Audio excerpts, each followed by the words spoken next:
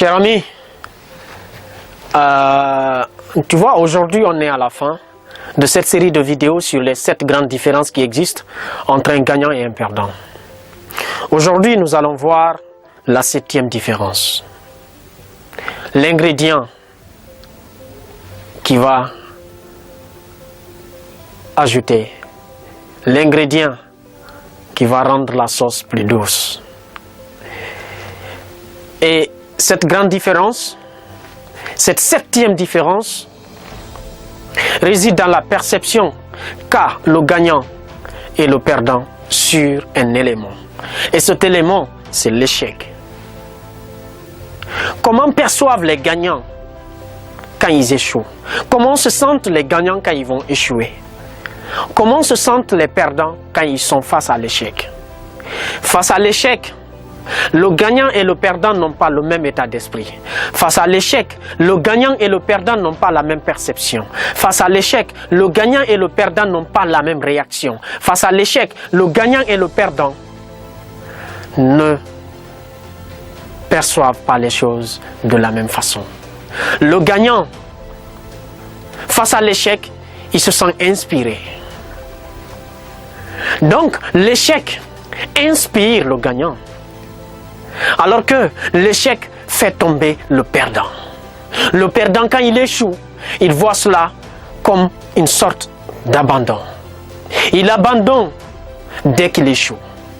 Alors que le gagnant, lui, quand il échoue, il se dit « Waouh, c'est vrai que j'ai échoué, mais j'ai fait quand même quelques pas. J'ai appris ce qui ne marchait pas. J'ai appris ce qu'il ne fallait pas faire. » Tu vois la différence? L'un échoue, il dit « J'arrête parce que ce n'est pas fait pour moi. » L'autre échoue, il dit « Ouais, c'est vrai que j'ai échoué. Mais qu'est-ce que je tire de mon échec? Quelle expérience j'ai gagnée? Quelle est la perception que je dois avoir pour les prochaines étapes? » Tu vois un peu? Et j'aime souvent dire, lors de toutes les conférences que nous animons, donnez-moi le nom d'une seule personne qui a réussi. Je dis bien, depuis que le monde existe, vous me donnez le nom d'une seule personne qui a réussi et qui n'a jamais connu de l'échec. Ce n'est pas possible. Tout le monde échoue. Tout le monde échoue.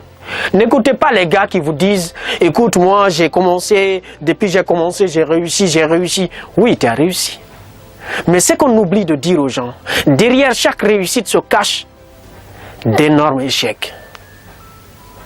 Mais l'échec en soi n'est pas mauvais.